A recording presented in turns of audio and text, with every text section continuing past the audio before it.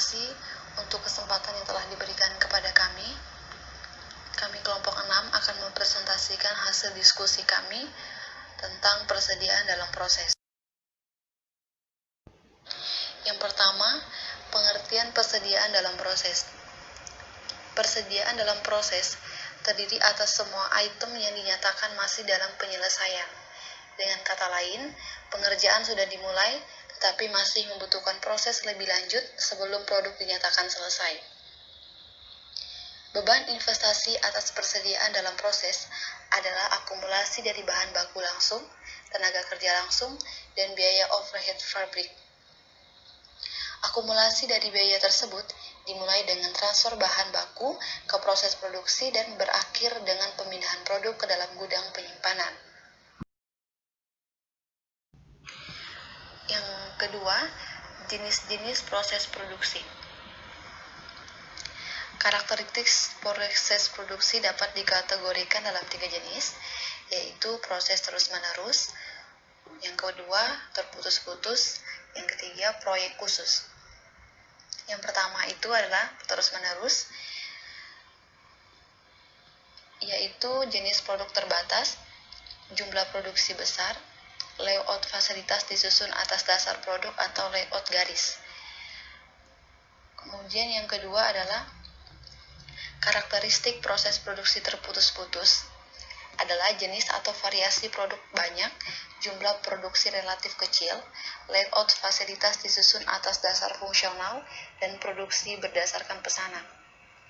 Yang ketiga, karakteristik khusus, yaitu bersifat unik, satu produk, jumlah produksi sangat kecil, kadang-kadang hanya 1 unit, umumnya menggunakan layout posisi tetap. Ketiga jenis proses produksi tersebut akan mempengaruhi persediaan dalam proses. Yang ketiga, siklus waktu pabrik. Lead time adalah bagian dari pemeliharaan jaminan persediaan. Oleh karena itu, pengawasan terhadap lead time merupakan pengawasan terhadap jaminan persediaan. Lead time menjadi lebih baik bila dapat mengurangi periode waktu tidak produktif atau waktu tidak aktif. Total waktu untuk memperoleh semua bahan baku dan pembelian komponen, memprosesnya, mengetes, dan pengepakan produk akhir disebut sebagai siklus waktu produksi.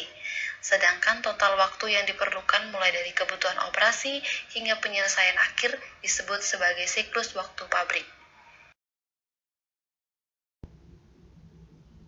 Yang selanjutnya, berikut ini menunjukkan siklus waktu pabrik yang terdiri dari 5 elemen, yaitu yang pertama, waktu persiapan, yaitu waktu mempersiapkan bahan baku, mesin atau pusat kerja hingga siap untuk dioperasikan.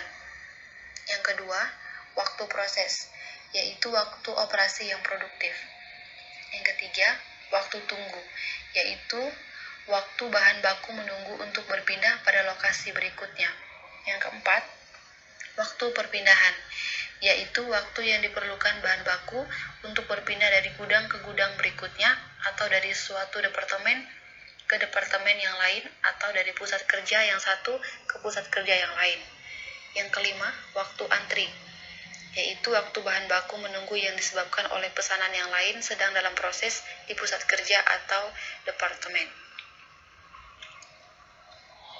Waktu proses adalah waktu kegiatan yang menciptakan nilai tambah dan hanya mewakili sebagian kecil dari siklus pabrik.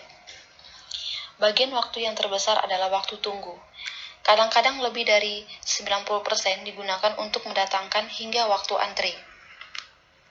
Waktu persiapan, waktu tunggu dan waktu antri adalah periode waktu yang tidak aktif atau tidak produktif dalam siklus waktu pabrik yang disebabkan oleh adanya penundaan seperti 1. Menunggu mesin dan penyiapan pusat kerja. Kedua, menunggu untuk dipindahkan. Ketiga, menunggu untuk diperiksa. Yang keempat, menunggu urutan prioritas. Yang kelima, menyeleksi peralatan, bahan baku, atau informasi. Yang keenam, kerusakan mesin. Yang terakhir, ketidakhadiran. Atas anggapan bahwa biaya bahan baku dan biaya tenaga kerja adalah cukup terkontrol, diperlukan penurunan waktu siklus pabrik agar dapat menurunkan tingkat persediaan dalam proses.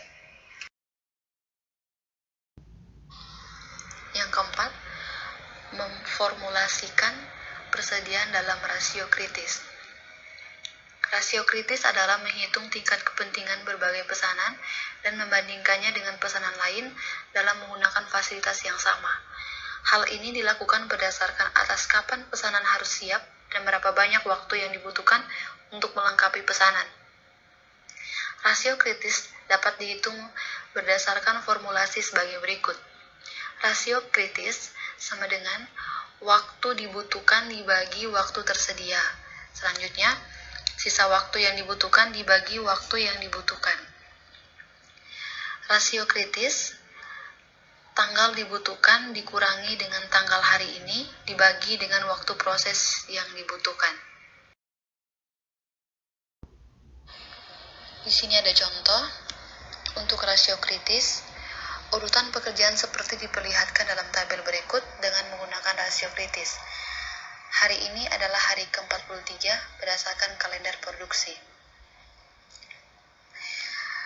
Untuk pekerjaan A, tanggal dibutuhkan itu 50, waktu proses 3 hari. Pekerjaan B, tanggal dibutuhkan 45, waktu prosesnya 2 hari. Pekerjaan C, tanggal dibutuhkan 44, waktu proses 2 hari. Pekerjaan D, tanggal dibutuhkan 53, waktu prosesnya 5 hari. Pekerjaan E, tanggal dibutuhkan 46, waktu prosesnya 4 hari. Berdasarkan rasio kritis yang terdapat dalam tabel, maka urutan pengerjaan atau penyelesaian kelima pekerjaan adalah pekerjaan C dan E. Adalah pekerjaan C dan E, karena lebih cepat dihitung berdasarkan tanggal kebutuhan. Setelah itu, pekerjaan B, D, dan A. Pada tabel penyelesaian, kita menggunakan rumus rasio kritis sama dengan tanggal dibutuhkan dikurang tanggal hari ini dibagi proses yang dibutuhkan. Maka untuk pekerjaan C, rasio kritis 44 dikurang 43 dibagi dengan 2, hasilnya 0,50. Pekerjaan E, 46 dikurang 43 dibagi 4, hasilnya 0,75. Pekerjaan B, 45 dikurang 43 dibagi dengan 2, hasilnya 1,00.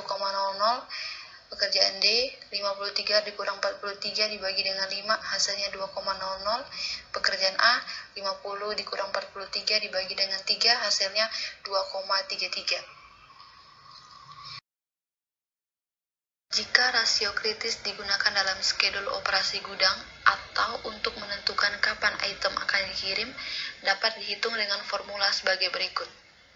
Rasio kritis sama dengan jumlah tersedia dibagi sisa waktu lead time. Selanjutnya, jumlah tersedia sama dengan persediaan yang ada dikurang persediaan pengaman dibagi rata-rata permintaan per hari.